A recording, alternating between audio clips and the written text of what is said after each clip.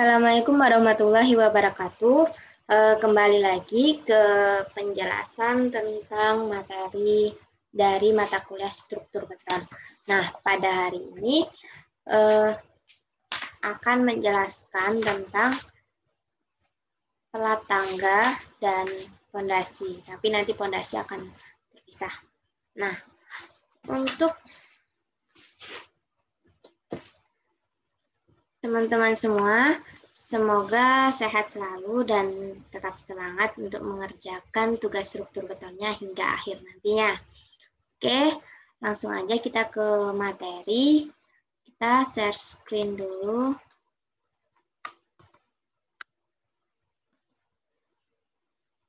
Nah, sudah muncul. Untuk materi hari ini tentang tangga. Nah, tangga itu merupakan sarana penghubung dari dua tempat yang berbeda level atau ketinggiannya atau antar lantai tingkat pada bangunan gedung. Jadi dia penghubung dari level atau tingkat pertama dari bangunan ke lantai kedua, ketiga, dan seterusnya. Itu merupakan dari tangga. Terus ini ada gambar dari bagian-bagian tangga, ada bordes, ibu tangga, railing, anak tangga, dan raster.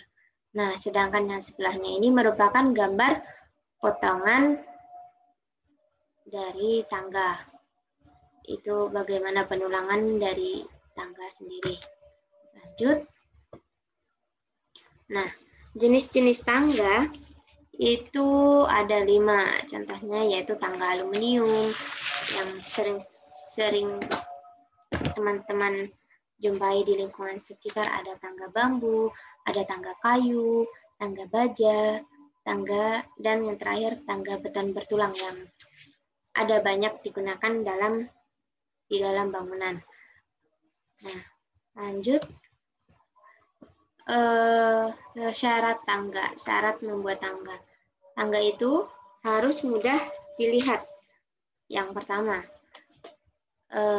Yang kedua, tangga itu juga mudah dipergunakan.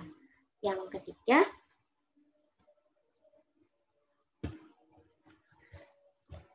nah, ketika tangga itu mudah dilihat dan dipergunakan, itu supaya membantu orang untuk mengetahui di mana letak tangganya. Terus, tangga itu kan biasanya untuk sifatnya itu umum dan dipakai untuk melayani kepentingan umum. Misalnya seperti di pasar, kantor pemerintahan, swasta, atau gedung-gedung sekolah. Nah,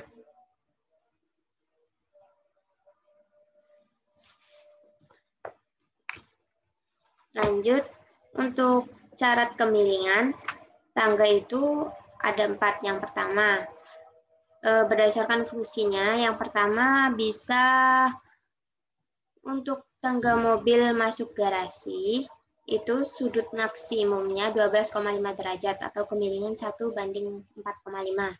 Nah, kalau fungsinya tangganya itu di luar bangunan, itu bisa menggunakan tangga bersudut 20 derajat atau kemiringan 1:2,75.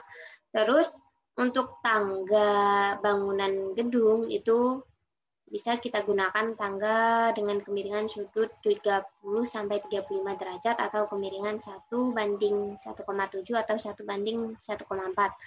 Nah, untuk macam tangga curam itu biasa digunakan misalkan di basement itu bisa 45 derajat dan untuk menara itu 75-90 derajat. Pokoknya lebih dari 41 derajat untuk tangga yang curam. Untuk menentukan lebar tangga itu bisa menggunakan ukuran seperti ini. Nah, yang pertama, bila tangganya itu tidak banyak dilalui orang, itu bisa berukuran 60-70 cm. Nah, kalau fungsinya untuk gudang atau ruang bawah tanah itu juga bisa menggunakan 60 cm. Terus apabila untuk bangunan perumahan itu bisa menggunakan 90 cm. Dan untuk bangunan umum itu tergantung berapa jumlah orang yang akan lewat melalui tangga tersebut. Contohnya, apabila 1 orang lewat itu bisa menggunakan 110 cm. Apabila 2 orang itu bisa menggunakan 130 cm. Terus apabila 3 orang itu 190 cm. Begitu. Nah, lanjut ke komponen-komponen tangga. Itu yang pertama ada badan atau plat tangga, yaitu merupakan sarana lalu lintas naik turun antar tangga. Yang kedua ada bordes. Bordes itu biasanya terletak di tengah-tengah antara tangga naik yang bagian bawah dan bagian atas. Fungsinya itu yaitu untuk tempat berhenti sementara saat telah menaiki tangga. Itu fungsi bordes. Dan yang ketiga ada anak tangga. Itu yang merupakan undaan-undakan kecil itu yang berfungsi tempat kaki berpijak melalui tangga, itu anak tangga. Terus yang sandaran itu berfungsi sebagai pegangan agar lebih aman melewati tangga. Nah, lanjut. Nah, untuk bentuk-bentuk tangga itu bisa didesain seperti ini. Nah, apabila ruangannya luas, itu bisa menggunakan bentuk tangga L. Terus, apabila ruangannya agak sempit, bisa menggunakan tangga berbentuk U. Terus, sempit dan panjang bisa menggunakan tangga bentuk I.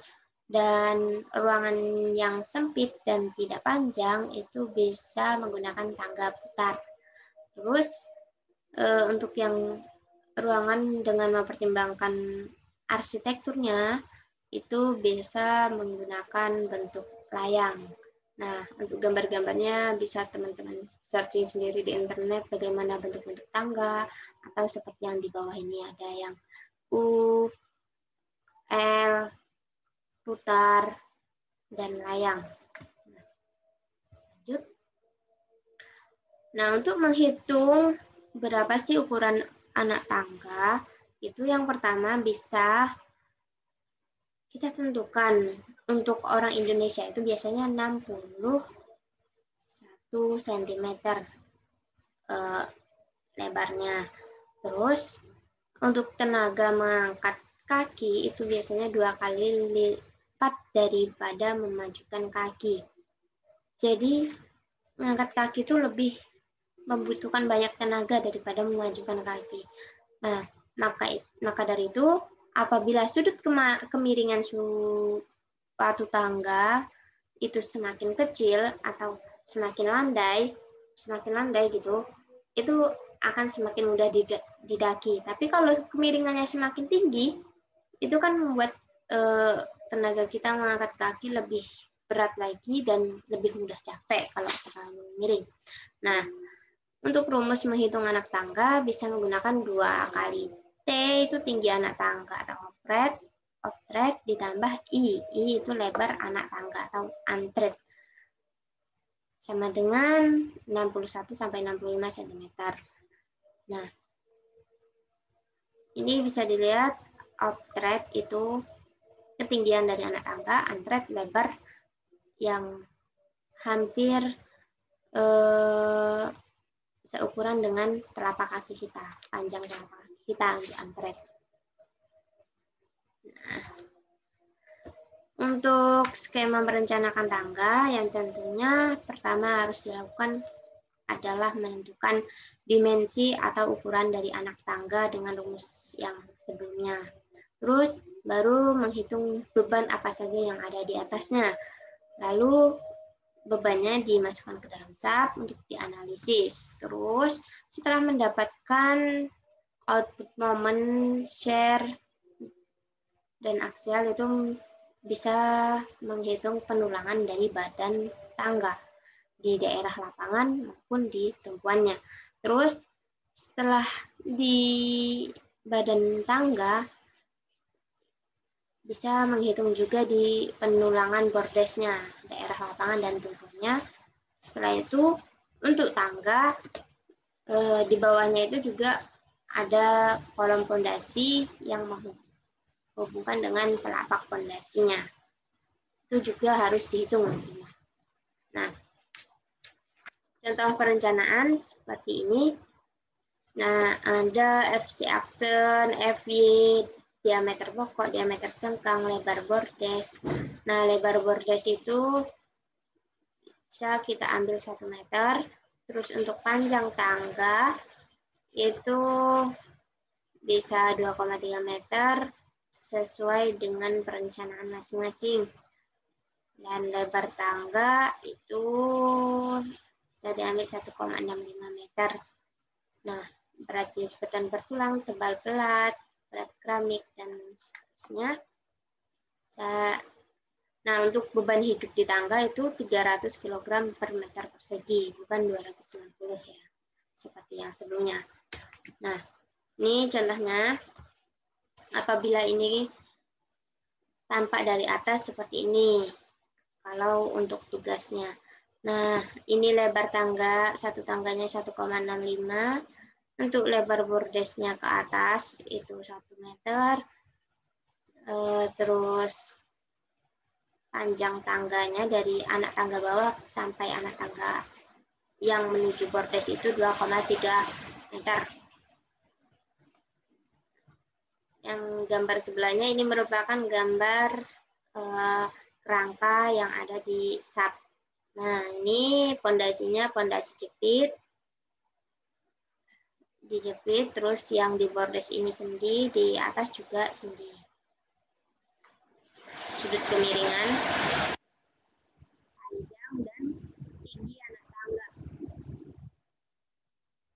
Nah, untuk merencanakan ukuran anak tangga, itu kita harus mencari dulu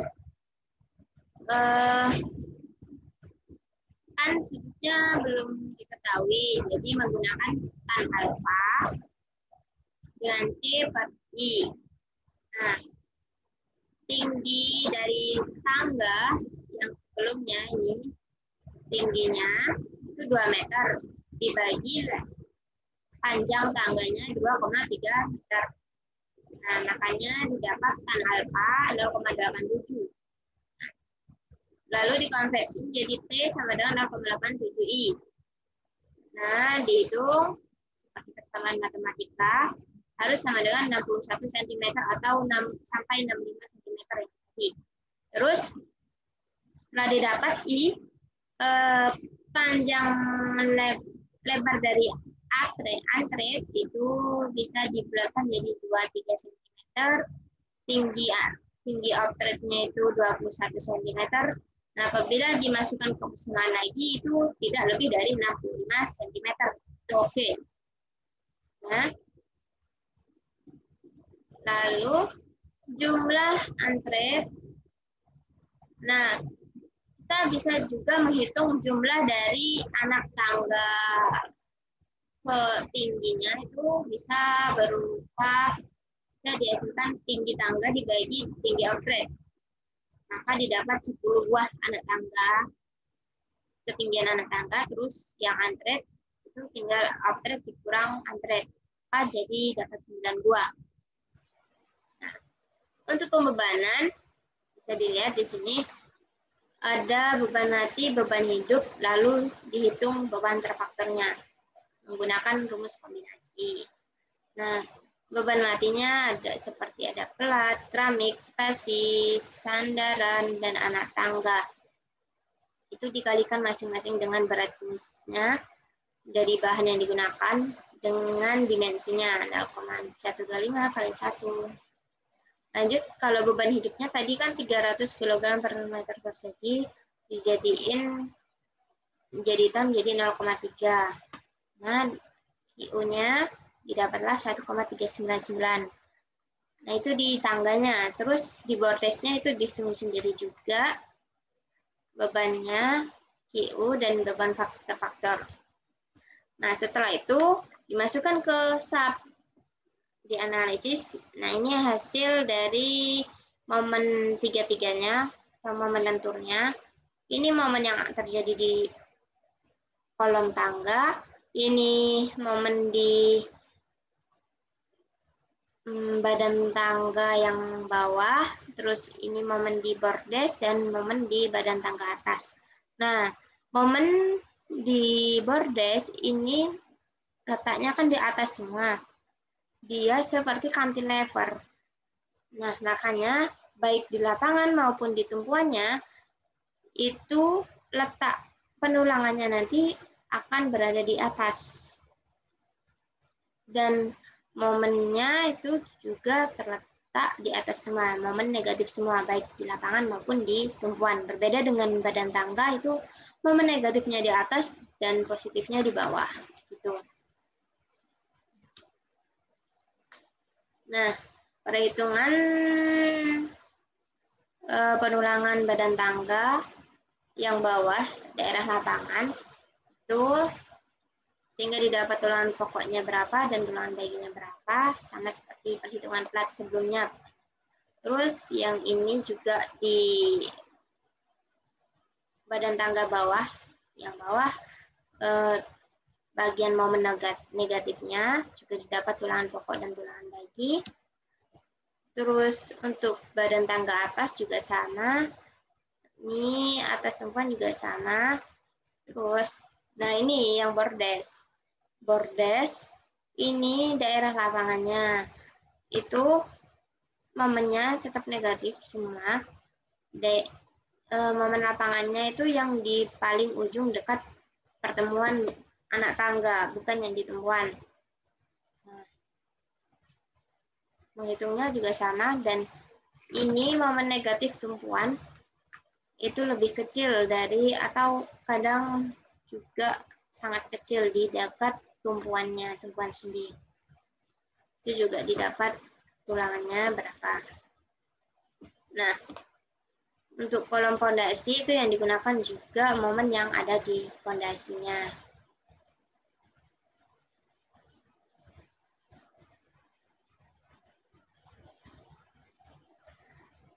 Penulangan kolom pondasi itu sama dengan penulangan kolom portal. Jadi pertama menghitung apakah tulangan tarik atau tekan yang menentukan, lalu mencari kondisi dari penulangannya itu kondisi berapa, lalu baru dihitunglah banyaknya tulangannya. Nah, penulangan geser juga sama seperti penulangan geser pada kolom, pakai VUK, NUK, dan C. Nah, untuk tangga dan kolom pondasi tangga itu cukup sekian penjelasannya. Apabila ada yang ingin ditanyakan, bisa dibahas di diskusi kelas atau di web meeting bersama dosen. Terus